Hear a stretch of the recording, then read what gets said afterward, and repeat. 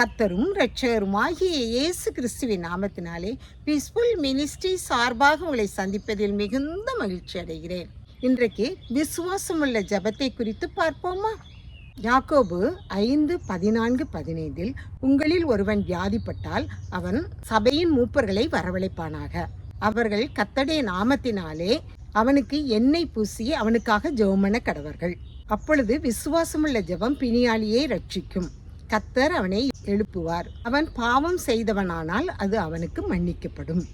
ஆம், எனக்கன்பானவர்களே, நாம் வியாதிப்பட்டால் சபையின் மூப்பர்களை நமது வீட்டிற்கு அழைத்து அவர்கள் எண்ணெய் பூசி ஜெபம் பண்ணினால் நமக்கு சுகம் கிடைக்கும் என்று இயேசு கிறிஸ்துவின் சகோதரனும் எருசலேமின் மூப்பனுமாகிய யாக்கோபு இவ்வாறாக தன்னுடைய பொதுவான நிருபத்தில் எழுதியிருக்கிறார்.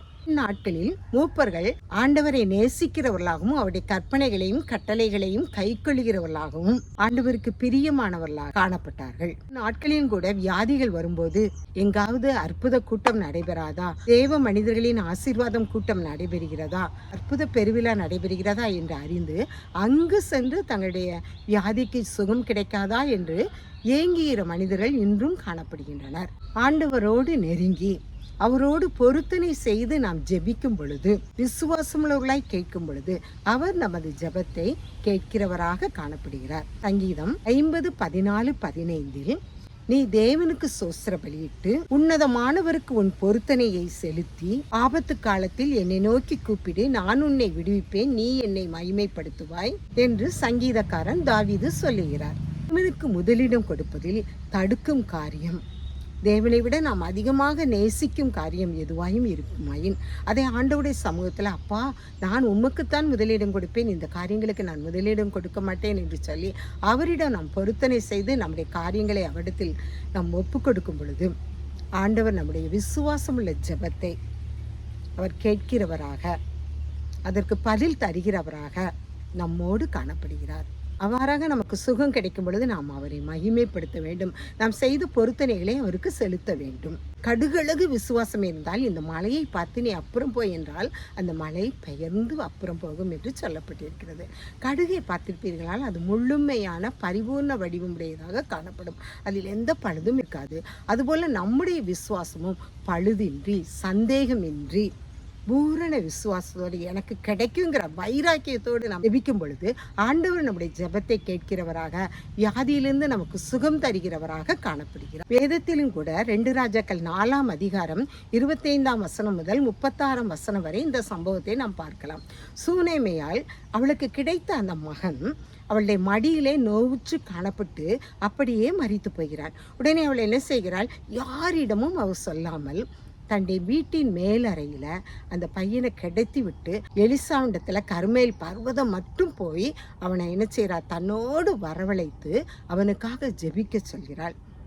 அவன் அந்த பிள்ளையின் மேல் படுத்து ஜெபித்த பொழுது அவன் உயிர் பெற்றவனாக, வியாதி நீங்கினவனாக, தன்னுடைய தாயாரிடத்தில் திரும்ப கொடுக்கப்பட்டவனாக காணப்பட்டான். அப்படிப்பட்ட ஒரு விசுவாசம் நம்மிடையே காணப்படுகிறதா? நமக்கு வியாதி வந்தால் மருத்துவரிடம் செல்லுகிறோம், ஆனால் விசுவாசமாக இந்த மருந்து இந்த பையனுடைய உடம்புல, இந்த பிள்ளையுடைய உடம்புல சுகத்தை கொடுக்கணும்னு சொல்லி நம்ம விசுவாசத்தோடு ஜெபிக்கிறோமா?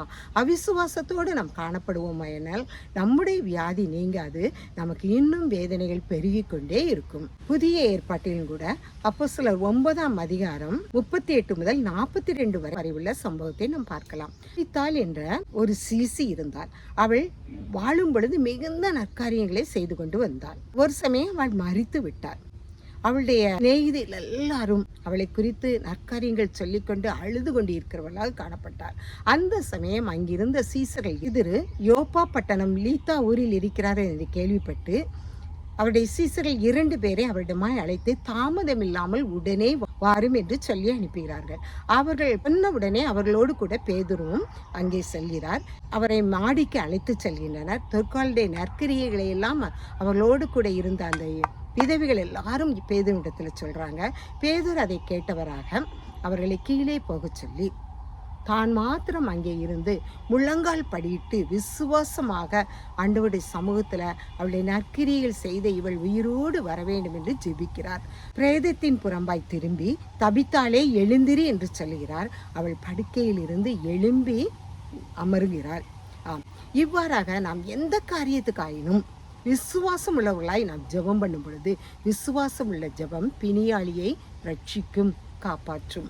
மார்க் 11:24 நீங்கள் ஜெபம் பண்ணும்போது எவைகளை கேட்டுக்கொள்வீர்களோ அவைகளை பெற்றுக்கொள்வோம் என்று விசுவாசியுங்கள், இப்பொழுது அவளுக்கு கொடுக்கப்படும் என்று சொல்லப்பட்டிருக்கிறது.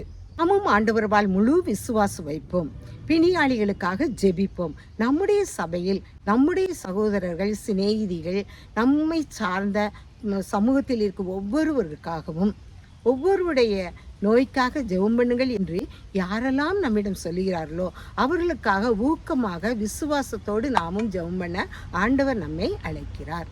9 அதிகாரத்தில் இந்த சம்பவங்கள் சொல்லப்பட்டிருக்கிறது. இயேசு சுவாமியிடம் சுகம் பெற்று விடலாம் என்று விசுவாசத்தோடு ஒரு திமிர்வாதக்காரனை ஒரு கட்டிலில் கிடத்தி கொண்டு வருகிறார்கள். அங்கே கூட்டமாக இருந்தபடியால் அவனை மேல்தட்டில் உள்ள ஓடுகளை அப்புறப்படுத்தி உள்ளே இறக்குகின்றனர்.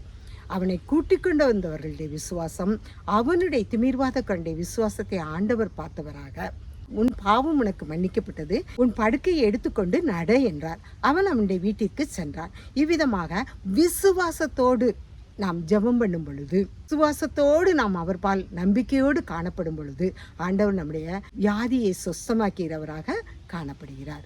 அது மாத்திரமல்ல, 12 வருடமாக பெரும்பாடுள்ள ஸ்திரீ ஆண்டவர் போகும்போது அவளுடைய வஸ்திரத்தை தொட்டாயிலும் நான் சுகம் பெற்று விடுவேன்னு சொல்லி அவளுடைய வஸ்திரத்தின் ஓரத்தை என்ன செய்கிறா, தொடுறா. அப்பொழுது இயேசு சுவாமி உடனே அவளை திரும்பி பார்த்து, உன் விசுவாசம் உன்னை ரட்சித்தது என்றார். உடனே அவள் சுஸ்தமானாள்.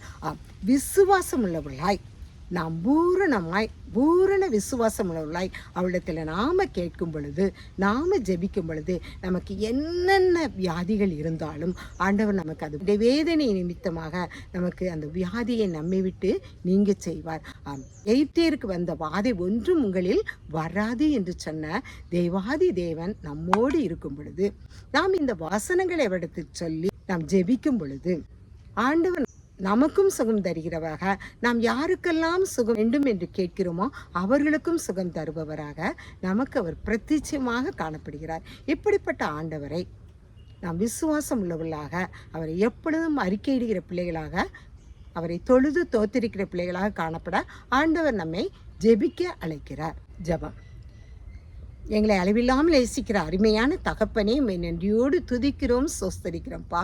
விசுவாசம் உள்ள ஜெபம் பிணியாளியை ரட்சிக்கும், அவனுடைய பாவங்களை மன்னிக்கும் என்று நீ சொன்ன பிரகாரமாக என் தேவனே, உடைய சமூகத்தில் யாரெல்லாம் விசுவாசத்தோடு தங்களுடைய வியாதிகளுக்காக ஜெபிக்கிறார்களோ அவர்கள் ஒவ்வொருவருக்கும் நீ சுகத்தை கட்டளையிட வேண்டும் என்று கெஞ்சுகிறோம்ப்பா.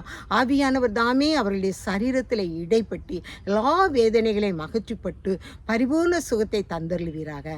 அப்படிப்பட்ட கிருபை நீர் எங்கள் ஒவ்வொருவருக்கும் தருகிறதற்காக உமக்கு கொடா கொடி சூத்திரம்.